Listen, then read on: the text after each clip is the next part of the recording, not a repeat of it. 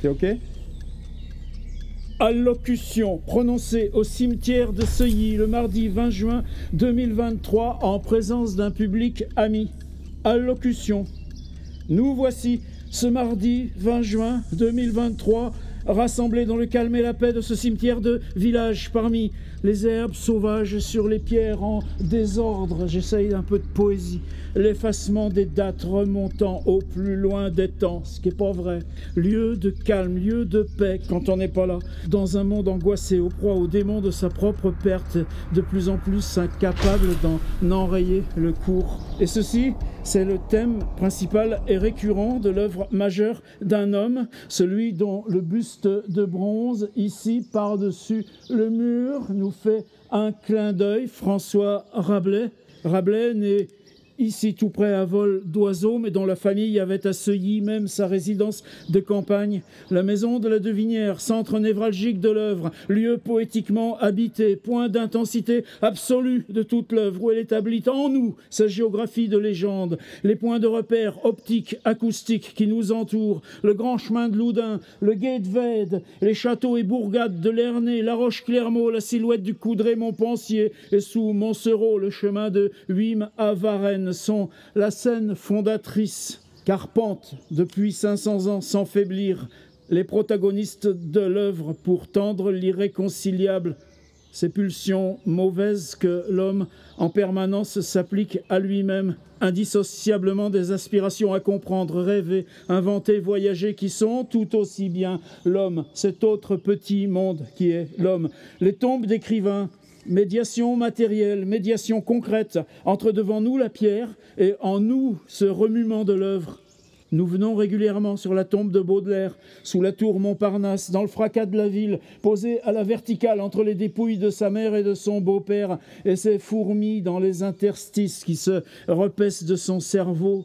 Les poèmes détrempés par les pluies et les fleurs volées aux tombes voisines par les pèlerins visiteurs comme les petits cailloux, tickets de métro un peu plus loin sur la tombe de Julio Cortázar et Carole Dunlop ou les stylos bic en pot de fleurs sur la tombe de son autre glorieuse voisine Marguerite Duras. Il n'y a que celle de Samuel Beckett qui échappe à ces glauques marques de rouge à lèvres et jamais croisé personne d'autre que lui-même sur la tombe de Christophe Tarkos.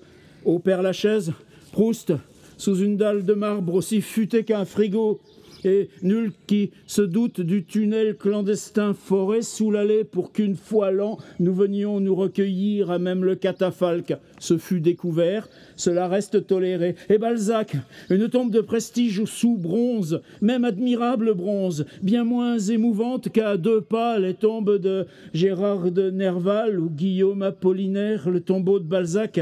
Ce sont, outre le ventre du voiturier d'Azel Rideau, devenu son modèle, les descriptions qu'on a faites de lui sur son lit de mort, désagrégé, pourrissant, la bouche sans dents sous un foulard noué et sa veuve se débarrassant de ses papiers avant même que de lui d'abord on se débarrasse. Et puis les écrivains s'en tombent.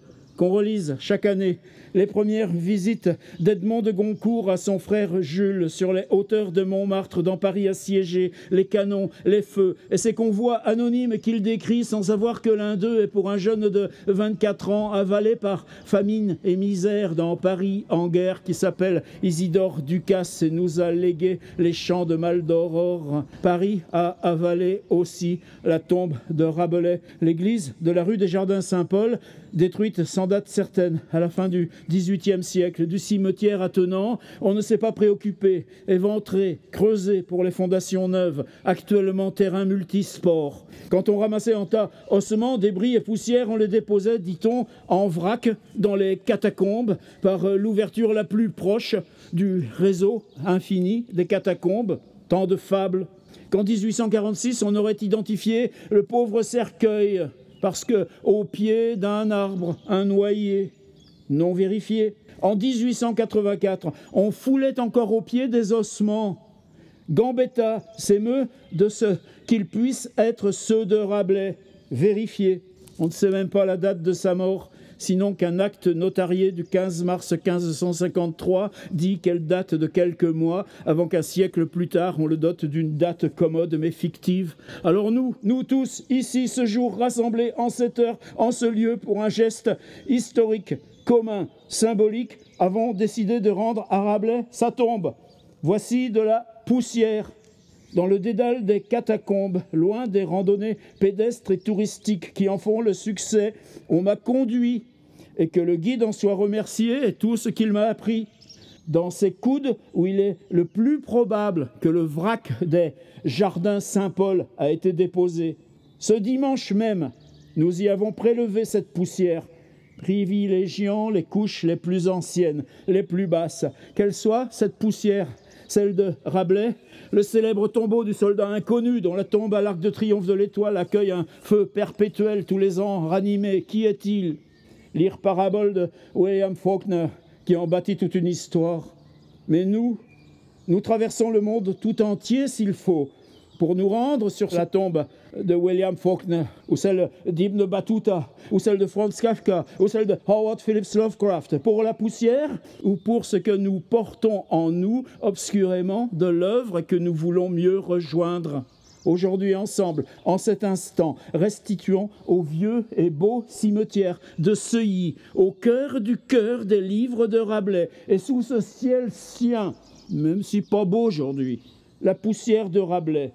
Désormais, c'est ici qu'on viendra s'y recueillir, tout près du distributeur automatique de baguettes de pain, dans le désarroi de nos campagnes, qui remplace les boulangeries, là où foisses et raisins ont engendré une des plus belles fables actuelles de l'homme, en vue de ce buste de bronze verdi, le buste de celui dont on n'a jamais obtenu de portrait, et dans le tremblement de ses lumières, où Rabelais a rejoint ses frères Dante, Shakespeare, Cervantes et Hugo. Voici restituées à sa terre les cendres du poète, et ce sera bon aussi pour le tourisme.